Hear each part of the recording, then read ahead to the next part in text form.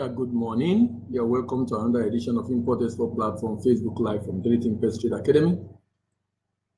We continue from where we stopped yesterday. Remember, we are still discussing managing open account trading, and we are looking at sole ownership today.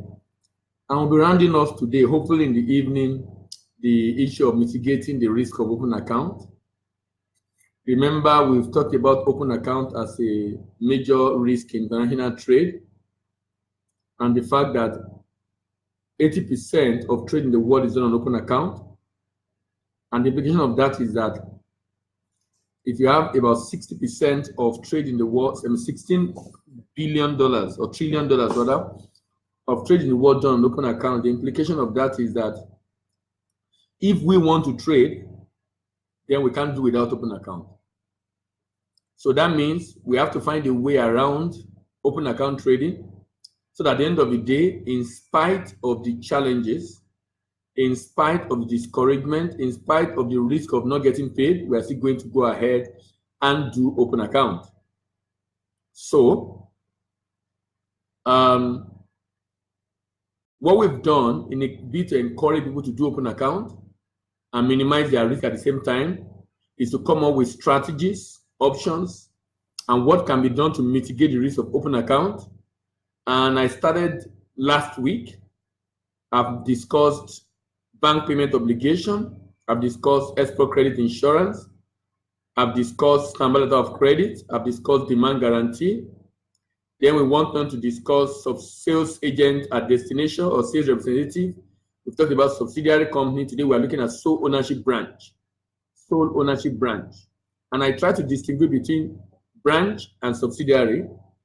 The fact that branch is part of the headquarter, subsidiary is a sister company of the headquarter, in which case the headquarter does not have full ownership. The headquarter is the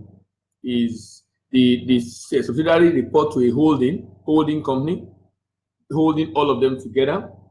So that headquarter, in the case of branch, own the branch 100%, set up the branch in foreign market 100%, to be able to drive their business activity in that location, to be able to drive the business activity in that location.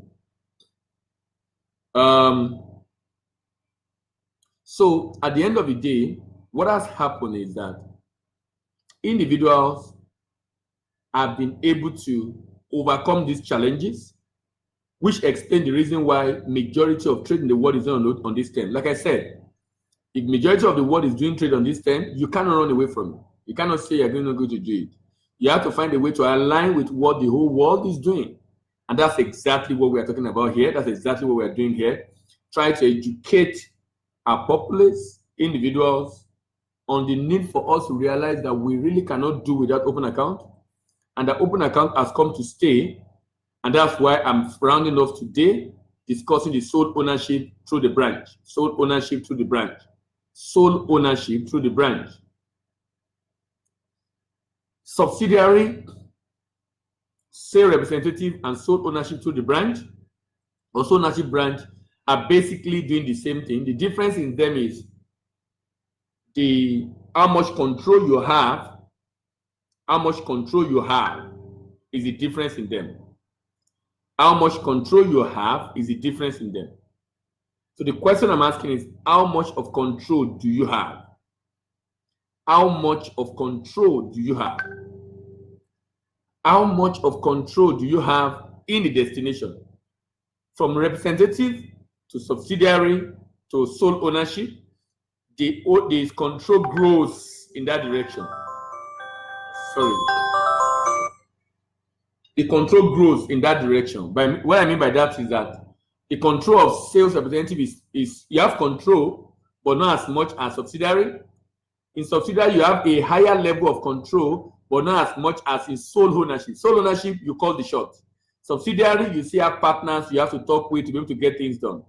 Sales representative, he has his own independence, he's earning commission.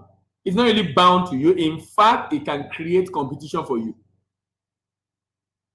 Can create competition for you. So, but as a starter, you have to work with sales representative and eventually grow to partner to have a subsidiary and probably eventually have a sole ownership at destination. So can we go through this now? In the course of trying to export on open account and protecting yourself by having a sole ownership branch at destination, what are the characteristics? Number one, it is a direct export method. It's a direct export method. Remember what indirect is. In indirect, I don't leave my country. I give it to someone in my country, and that person do the shipment to destination. But in direct export, I move the good out of my country to the destination. In direct export method. So it's the direct. And in this direct export method, I'm shipping straight to my branch. I'm consigning the good to my branch. So it will be 3 Timpes Nigeria, 3 Timpes Singapore, 3 Timpes Nigeria, 3 Timpes UK, 3 Timpes Nigeria, 3 Timpes US, 3 Timpes Nigeria, 3 Timpes China. That's the way it's going to work. We're going to be shipping to ourselves because that branch at destination is going to, number one, constantly market and look for buyers. That branch at destination is going to constantly not just look for buyer, it's going to facilitate signing of contract. That branch at destination is going to also help to clear the goods. You know, because the good is consigned to him, he's going to move it to a warehouse. He's going to move it to a warehouse. He's not going to witness inspection. The good is already moved to a warehouse. So he moved the good to a warehouse, offload the goods, then invite the buyer to come and do, check, and pick up what they want. Goods is not shipped to the, it's shipped to the subsidiary. It's shipped to the branch office in that country. And the branch office is the one that cleared the goods, paid the requisite duty, moved the goods to the warehouse, and then inform the people to come and pick up their goods. So there is a complete control on the shipment, complete control on the clearing, complete control on the delivery, complete control on even the sales at destination. So you are fully in charge. That means you can actually ship on open account. You can ship on open account. And the person will be able to pick the goods. He will be able to pick his goods. In fact, the beauty of this is you can even ship, you will ship to yourself on open account and sell at destination. You are shipping to yourself, you are shipping to your branch office on open account and selling at destination. And what are we trying to do? Like I said, the objective is basically to see how you can significantly reduce the risk of selling on open account terms. Now, that means the good will be consigned to the branch office. That means the document will be sent to the branch office. The good will be consigned to the branch office because the good is being shipped to the branch office. The document will be sent to the branch office. The good is consigned to the branch office. The good is shipped to the branch office. The document is sent to the branch office. The good is cleared by the branch office. The good is inspected by the branch office. The good is delivered to the buyer by the branch office. The branch office basically take over all the activity involving marketing, sales, and delivery of the good at destination. While the headquarters basically do the R&D and manufacturing. R&D and manufacturing. R&D and manufacturing. So the head of headquarters do the research and development, manufacture of the goods. The marketing of the goods, the sales of the goods, the delivery of the goods is done by the branch office at destination.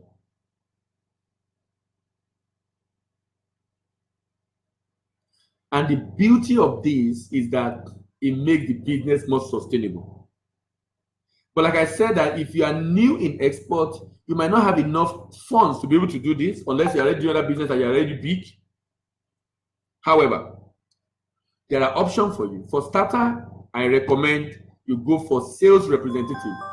And I've campaigned vigorously that this could be our brothers and sisters abroad who have done masters or go for degree and have finished running their own business or looking for a job or don't want to come back home because there's no job at home or looking for what to do abroad.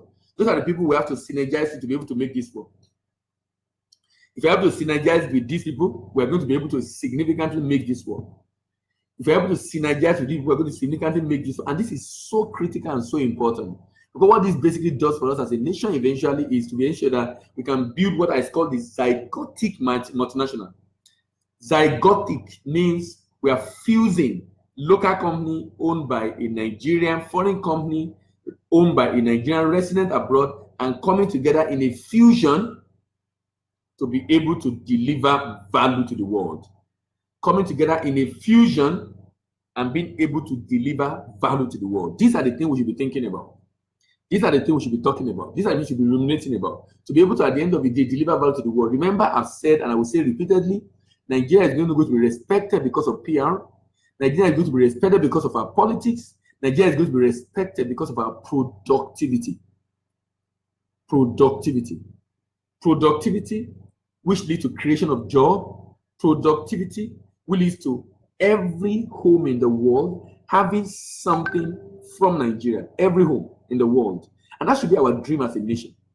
That we will develop to that level, we will produce to that level, just the way China has been able to do it, that every home in the world, if they count everything in their home, at least one thing will be from Nigeria.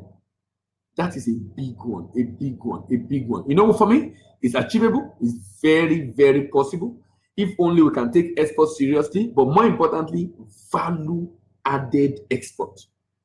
If we can take export seriously, but more importantly, value-added export. Why? Because value-added export is what gives nation, what will make them to know you. When you do commodity, will you put in the body made in Nigeria?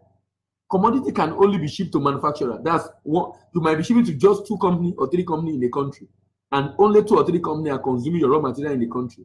But when you do finished product, even if a wholesaler buy it, when they sell it to the retailers are going to see your name somewhere at the back. They're going to see your name somewhere at the back, and you're going to see made in so-so place somewhere at the back. Why are they seeing it? Look at this. This is a remote control. And you see somewhere there, made in China. Somewhere there, made in China. So that this one, Nigeria is producing this one, and you can see manufactured by Belimpex, Nigeria. So this is made in Nigeria. So everybody will not see your name. Your name will be in oblivion. Why will your name be in oblivion? Because what you are selling, it's not finished goods. Because it's not finished goods, nobody see you. I'm trying to look for other things on my table that they wrote on it, made in so-so place. Just to drive home the point that when you produce an item, and this item you produce is raw material, and you sell it as raw material, nobody recognizes you.